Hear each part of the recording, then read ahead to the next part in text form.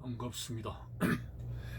예, 오늘은 시편 1편 3절의 내용을 가지고 어저께 새벽에 주제가 복 있는 사람인데, 오늘은 복 있는 사람이 어떤 결과를 가져오느냐 하는 것에 대해서 3절의 말씀을 가지고 생각해 보겠습니다. 먼저 3절을 읽겠습니다. 그는 시냇가에 심은 나무가 철을 따라 열매를 맺으며 그 잎사귀가 마르지 아니함 같더니 그가 하는 모든 일이 다 형통하리로다고 했습니다. 자, 먼저 상반절에 복 있는 사람은 시냇가에 심은 나무라고 했습니다. 그렇습니다. 나무에게 물은 생명입니다. 물이 없으면 나무는 결코 생존하지 못합니다. 제가 92년도에 성지순례를 하는 중에 이집트의 광야길을 버스로 달렸습니다. 내내 광야길은 거의 풀이 자라지 못하는 그런 곳이었습니다. 왜 그러냐? 비가 잘 내리지 않기 때문에 나무에게 생명이라고 할 수 있는 물이 너무나 귀했습니다. 자, 그래서 오늘 복 있는 사람은 시냇가에 심은 나무라고 했으니 늘 생명수에 젖어 사는 존재라는 뜻입니다. 그러면 성경에서 말하는 생명과 같은 물은 어떤 것을 말할까요? 한 번은 야곱의 우물에서 사마리아 여인과 예수님과 대화를 나누면서 예수님께서 물을 좀 다오라고 했습니다. 이런저런 대화를 나누시면서 주님이 의도한 대로 내가 주는 물을 마시는 자는 영원히 목마르지 아니하리라고 했습니다. 그래서 그 여인은 매일같이 물 길어로 오는 수고가 보통이 아닌데 예수님으로부터 물을 얻게 되면 목마르지가 아니하다 보니 기가 쫑긋했고 그 물을 달라고 했습니다. 바로 주님께서 하신 그 물, 생명수입니다. 그 생명수가 주님께서 어떤 것을 말씀하려 했습니까? 누구든지 목마르거든 내게로 오라. 그 배에서 생수의 강이 넘쳐 흐르리라고 했는데, 바로 그 생명수는 바로 주님으로부터 오는 성령을 말합니다. 성령의 생수, 성령의 생명수, 성령이 생수같이 이런 기도를 하지 않습니까?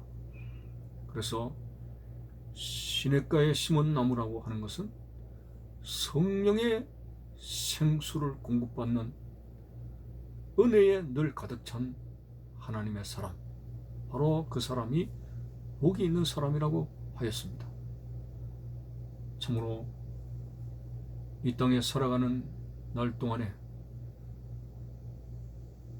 우리가 세상 사람들과 구별되는 것은 세상에서의 부귀영화와 어떤 것들이 다 있더라도 생명의 근원인 생명수에 젖어 있는 사람이 아닙니다.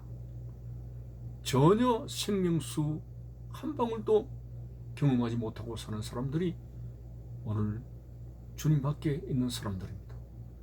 그러나 하나님의 말씀을 즐거워하고 그 말씀을 밤낮으로 묵상하는 복 있는 사람들은 시냇가에 심은 나무라고 했으니 성령의 생수에 젖어서 사는 은혜 가득한 사람이다.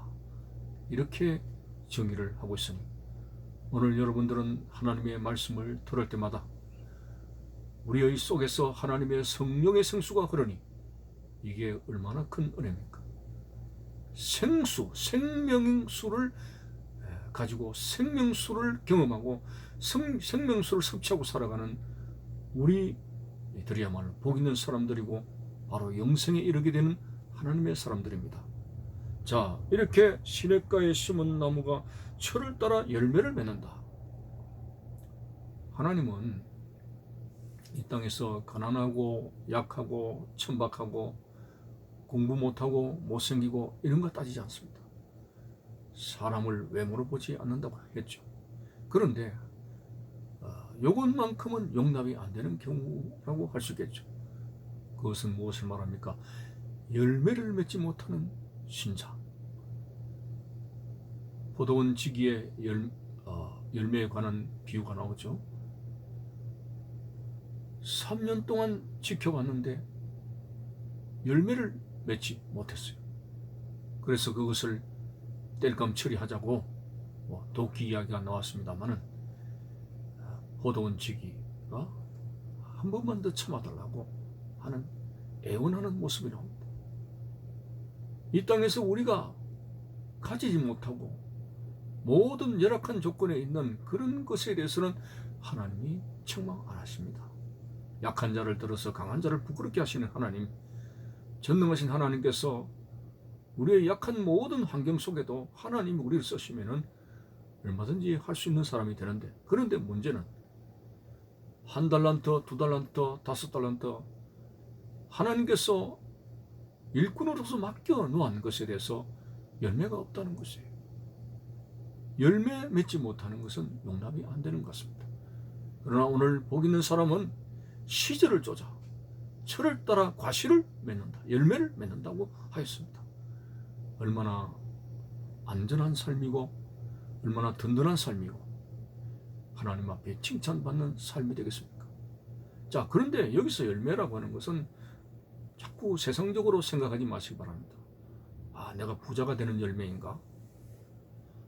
아, 내가 성령을 따라 살았더니 일확천금이 얻게 되는가? 물론 성령의 사람은 물질적으로도 하나님 많이 주셔요. 그러나 그것에 너무 신경 쓸 것이 아니라, 어제도 말씀드렸습니다만 솔로몬은 그것은 헛된 것이라고 했습니다. 제일 중요한 그런 복이라고 하는 그런 구체적인 내용은 하나님과 나와의 관계입니다. 오늘 시냇가에 심은 나무가 성령의 생수에 젖어서 늘 은혜 가운데 살아가니 하나님과의 관계가 얼마나 가득하겠습니까? 이렇게 복 있는 사람은 철을 따라 열매를 맺는다고 했는데, 이거는 세상적인 열매가 아니라 성령의 열매를 말합니다. 우리가 잘 알다시피 성령의 열매는 사랑과 희락과 화평과 오래 참음과 온유와 충성과 온유와 절제와 이런 9가지 열매가 나오겠죠. 자, 이런 사랑, 희락, 화평, 오래 참음 이런 것을 보게 되면 모두가 인격에 관한 열매인 거예요. 에덴 동산에서 철저하게 파괴된 것이 뭐냐면 하나님의 형상을 닮은 우리의 인격이 파괴되어져 가인 때에 이르러서는 시기와 질투가 가득하고 사람을 죽이게 되는 살인까지 사람의 인격이 타락하게 되었습니다. 그래서 그리스도의 형상을 이루기까지 우리는 선한 싸움을 싸운다고 했는데, 성령의 생수에 젖어 사는 사람들은 반드시 사랑과 희락과 화평과 오래 참음의 이런 여러 가지 주님을 담는 성령의 열매를 맺어야 된다고 하는 것이죠. 아무리 예수를 믿어가지고 사업이 잘 되고 부자가 되고 이 땅에서 성공하고 출세한다 할지라도 혈기에 늘 여전히 혈기의 노예가 되고 교만하고 오래 참지 못하고 화평하지 못하고 분란을 조장하고 이런 인격이 승화되지 못하게 되면 우리는 결코 열매 맺는 신자라고 볼 수가 없습니다. 여러분, 시냇가에 심은 나무는 변할 수밖에 없습니다. 변화되어야 됩니다. 내 힘으로 되는 것이 아니라 성령의 생수로 내 성품이 변화되어지게 되고 주님을 닮아가게 됩니다. 그것이 바로 시냇가에 심은 나무, 복 있는 사람의 하나님께서 기뻐하시는 열매가 된다고 하는 것이죠. 자, 오늘 본문을 다시 보겠습니다. 철을 따라 열매를 맺으며 그 잎사귀가 마르지 아니함 같으니 그가 하는 모든 일이 형통하리로다. 여기서도 어떻게 보면은 만사형통이죠. 항상 우리는 이 모든 관점을 세상적으로 생각하게 되는데 뭘 하든지 잘 되는 거. 근데 뭘 하든지 세상 사람들은 선과 악을 개념하지 않습니다. 그러나 여기서 분명히 선을 그어야 될 것은 형통이라고 하는 것은 악을 행하는데 잘 되더라? 아닙니다. 여기서 형통이라고 하는 것은 나쁜 짓을 하고 악한 짓을 하는데 그 일이 슬슬슬 잘 되더라? 그건 형통이 아닙니다. 여기서 말하는 형통은 하나님의 뜻대로 살려고 하는 데 있어서 하나님께서 우리에게 주어지는 은혜를 말합니다. 다시 말해서 하나님의 뜻대로 사는데 고난을 받을 수가 있습니다. 십자가를 지고 가는 삶이 될 수가 있습니다. 형통하다. 세상 사람들이 말하는 형통은 고통이라고 하는 것이 없는 거죠. 그러나 여기서 말하는 형통이라고 하는 것은 하나님의 뜻대로 달게 받는 그 십자가의 고난 속에서도, 고통 중에서도 하나님 은혜가 있는 삶, 이게 바로 형통의 의미입니다. 예를 들어서 요셉이가 아버지의 따뜻한 사랑의 설하에서 갑자기 노예로 팔려갈 때 얼마나 참 앞이 캄캄하겠습니까? 한마디로 그 인간 아닌 일하는 기계와 같은 비인격적인 노예로 팔려가는 막막한 그 삶 가운데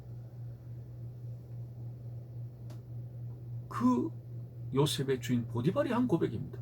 저 종이 들어와서 우리 집에 하는 모든 것이 형통하더라. 그러면서 하나님께서 저 청년과 함께 한다는 것을 그 주인이 느꼈어요. 그렇습니다. 진정한 형통이라고 하는 것은 고난 속에도 하나님이 함께 하셔서 그 고난 속에도 여전히 그를 향한 하나님의 뜻이 계속 이루어져 가는 삶을 말합니다. 그가 옥에 갇혔을 때도 요셉에게 주어진 그 꿈을 이루는 그 삶으로 하나님께서 그 죄수들 중에서도 책임을 맡은 사람으로 바뀌어지게 되고 이런저런 사연을 담아가지고 나중에는 결국 국무총리가 되는 하나님의 뜻에 이르렀습니다. 여기서 다시 한번 말씀을 드립니다만 그 잎사귀가 마르지 아니한 것들이 그가 하는 모든 일이 다 형통하리로다. 이는 한마디로 만사형통은 악을 동반한 세상적인 형통이 아니라 하나님의 뜻대로 살게 되는 데 있어서 하나님이 도와주시는 은혜를 말합니다. 여러분들에게는 고난이 없는 게 아니죠. 경제적으로 또 건강 여러 가지 직장의 어려운 여러 가지 문제들 가운데서, 그러나 여러분들이 하나님의 말씀 가운데 하나님의 뜻 가운데 살아가는 데 있어서 그 직장과 하는 모든 일에 있어서 하나님의 은혜가 있더라. 그게 여러분 하나님 주시는 형통의 의미가 되는 것입니다. 절대로 악한 짓을 하는데 잘 되더라. 그걸 하나님의 은혜라고 생각하지 마세요. 그건 형통이 아닙니다. 복 있는 사람의 진정한 형통은 성령의 시냇가에 젖은 나무로서 성령의 생수를 마시면서 살아가는 성도로서 하나님의 뜻대로 고난도 달게 받고 하나님의 뜻대로 말씀 가운데 실어가는 가운데서도 고통에 쓰러지지 않고 결국은 하나님의 은혜 가운데 우리를 통한 하나님 뜻이 점점 열매를 맺어 이루어져 가는 바로 그 삶이 형통이라고 하는 것입니다. 이제 말씀을 맺습니다. 여러분들, 우리는 특별한 사람입니다. 복 있는 사람입니다. 아세르라고 하는 하나님과 나와 함께하는 은혜입니다. 그 은혜가 오늘 늘 시냇가에 심은 나무로서 성령의 생수를 공급받으면서 살아가는 하나님의 사람들, 어떤 고난과 어려움이 있어 낙심하지 마십시오. 우리는 하나님의 사람이기 때문에 고난 가운데서도 하나님 우리를 도와주시게 될 것입니다. 이것이 바로 성경에서 말하는, 오늘 본문에서 말하는 형통입니다. 말씀을 다시 한번 읽어드리겠습니다. 복 있는 사람은 시냇가에 심은 나무가 철을 따라 열매를 맺으며 그 잎사귀가 마르지 아니함 같으니 그가 하는 모든 일이 다 형통하리로다. 감사합니다.